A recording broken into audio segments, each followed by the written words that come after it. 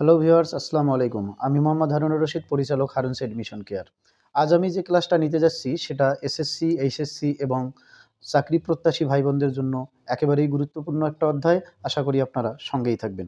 আমি বোর্ডে লিখে রেখেছি দ্বিরুক্ত শব্দ অথবা শব্দদ্বিত্ব অথবা দ্বৈত শব্দ কিংবা দ্বিত্ব শব্দ। এই একই নাম এক এক বইয়ে এক এক রকম আছে। নতুন যে বাংলা ব্যাকরণ বইটা আছে সেখানে লেখা আছে দ্বিত্ব শব্দ বা শব্দদ্বিত্ব। আমরা পুরাতন যে বাংলা ব্যাকরণ বই পড়েছি সেখানে এই অধ্যায়টার নাম আছে দ্বিরুক্ত শব্দ, এবং যারা ক্লাস 8-এ পড়েছিল তাদের এই বইয়ে এই অধ্যায়টার নাম লেখা ছিল দ্বৈত শব্দ। দ্বৈত শব্দ কিংবা দ্বিত্ব শব্দ কিংবা দ্বিরুক্ত শব্দ একই জিনিস। দ্বি মানে দুই, উক্ত মানে হচ্ছে উচ্চারণ। তার মানে একই শব্দ পরপর কতবার উচ্চারণ? দুইবার উচ্চারণ। তাহলে যে কোনো শব্দ পরপর দুইবার কিংবা কাছাকাছি চেহারার যে কোনো শব্দ পরপর দুইবার উচ্চারিত হলে তাকে আমরা কি বলতে পারি? দ্বিরুক্ত শব্দ বলতে পারি। এ বিষয়টা আমাদের সবারই জানা। দ্বিরুক্ত শব্দকে আমাদের বইয়ে 3 ভাগে ভাগ করা হয়েছে। কত ভাগে ভাগ করা হয়েছে? 3 ভাগে ভাগ করা হয়েছে। একটু খেয়াল করেন। একটা হচ্ছে অনুকার দ্বিত্ব, একটা কি দ্বিত্ব? অনুকার দ্বিত্ব। আর একটা হচ্ছে ধন্যাত্মক দ্বিত্ব, বানানটা খেয়াল করতে হবে, ধন্যাত্মক দ্বিত্ব। আর একটা হচ্ছে পুনরাবৃত্ত দ্বিত্ব। তাহলে আমি আরেকবার বলি, শব্দদ্বিত্ব বা দ্বিরুক্ত শব্দ কয় ধরনের? 3 ধরনের। একটা হচ্ছে অনুকার দ্বিত্ব, একটা ধন্যাত্মক দ্বিত্ব, আর একটা হচ্ছে পুনরাবৃত্ত দ্বিত্ব। খুব অল্প সময়ে শেষ করবার চেষ্টা করব। একেবারেই গুরুত্বপূর্ণ কিছু বৈশিষ্ট্য আছে ধন্যাত্মক দ্বিত্ব কিংবা পুনরাবৃত্ত দ্বিত্ব কিংবা অনুকার দ্বিত্বের। আমরা শুধু এই আলোচনাটুকু করলেই এই অধ্যায়ের সমস্যা ইনশাল্লাহ সলিউশন হবে। অনুকার দ্বিত্বের বৈশিষ্ট্য আছে 3টা। এই 3টা বৈশিষ্ট্য যদি আমরা বুঝি তাহলেই হবে। বলা হচ্ছে অনুকার দ্বিত্ব সাধারণত বিকারে হয়। কিভাবে হয়? বিকারে হয়। আর একটা বৈশিষ্ট্য আছে, এর দুটি অংশ থাকে। কয়টি অংশ থাকে? দুটি অংশ থাকে। এই দুটি অংশের মধ্যে একটির অর্থ থাকে, অন্যটির থাকে না। একটির অর্থ থাকে, অন্যটির কি হয়? থাকে না। অন্যটির অর্থ থাকে না। এবং আরেকটা যেটা আছে সেটা হচ্ছে এখানে স্বরধ্বনির কি ঘটে? পরিবর্তন ঘটে। স্বরধ্বনির কি ঘটে? পরিবর্তন ঘটে। আমি আরেকবার বলি তাহলে। অনুকার দ্বিত্ব, অনুকার দ্বিত্ব বিকারে হয়। এর দুটি অংশ, প্রথমটির অর্থ থাকে, দ্বিতীয়টির অর্থ থাকে না। এবং এখানে কি হয়? স্বরধ্বনির পরিবর্তন ঘটে। এখানে আরেকটা বিষয় আমরা লিখে রাখতে পারি যে দ্বিতীয়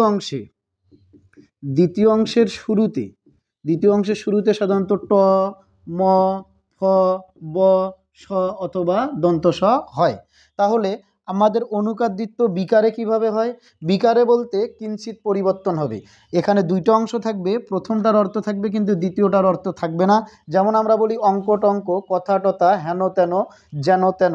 দেখেন এখানে আমি বলেছিলাম প্রথমটির অর্থ থাকবে, দ্বিতীয়টির অর্থ থাকবে না। অঙ্ক টঙ্ক, অঙ্কটার অর্থ আছে কিন্তু টঙ্কের কোনো অর্থ নাই।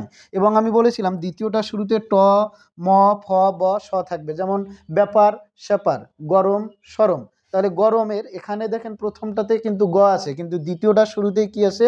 স আছে। তাহলে আমি বলেছিলাম প্রথমটার অর্থ থাকবে কিন্তু দ্বিতীয়টার অর্থ থাকবে না। এবং এখানে আরেকটা বলা হয়েছিল যে স্বরধ্বনির কি ঘটবে? পরিবর্তন ঘটবে।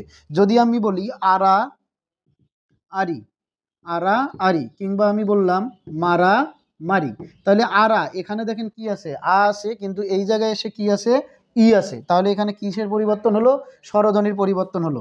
মারা মারি এখানে কি ছিল? আ ছিল কিন্তু এই পাশে গিয়ে কি হয়েছে? ই হয়েছে। তার মানে এখানেও স্বরধ্বনির পরিবর্তন ঘটেছে। তাহলে অনুকার দ্বিত্ব হতে পারে অনুকারে কিংবা বিকারে। এর দুটি অংশ থাকবে, প্রথমটির অর্থ থাকবে, দ্বিতীয়টির থাকবে না।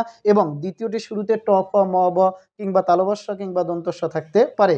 এবং এখানে অবশ্যই কি হবে? স্বরধ্বনির পরিবর্তন ঘটবে। এখন আমরা আলোচনা করব ধন্যাত্মক দ্বিত্ব নিয়ে। ধন্যাত্মক দ্বিত্ব উচ্চারণটা কিন্তু ধনাত্মক নয়, ধন্যাত্মক। আরেকবার বলি, ধন্যাত্মক। আমরা জানি যে শব্দের মাঝখানে বফলা, মফলা কিংবা জফলা যে ফলাই থাকুক না কেন, ইনি যার সঙ্গে থাকবে সেই বর্ণটা কয়বার উচ্চারিত হয়? 2বার উচ্চারিত হয়। তাহলে ধন্যাত্মক। এই কারণেই আমরা নটা কয়বার বলতেছি? 2বার। এর মাত্র 2টা বৈশিষ্ট্য। কয়টা বৈশিষ্ট্য? 2টা। একটা হচ্ছে এটা প্রাকৃতিক সাউন্ড হবে। কি সাউন্ড হবে? প্রাকৃতিক সাউন্ড কিংবা শব্দ হবে। আর একটা হচ্ছে এখানে স্বরধ্বনির আগমন ঘটবে। স্বরধ্বনির কি ঘটবে? আগমন ঘটবে। আমি আর একবার বলি, ধন্যাত্মক দ্বিত্বর প্রাকৃতিক সাউন্ড হবে এবং স্বরধ্বনির কি ঘটবে? আগমন ঘটবে। প্রাকৃতিক সাউন্ড বলতে শুকনো পাতার শব্দ কি? মর্মর। গাছ ভেঙে পড়ার শব্দ কি?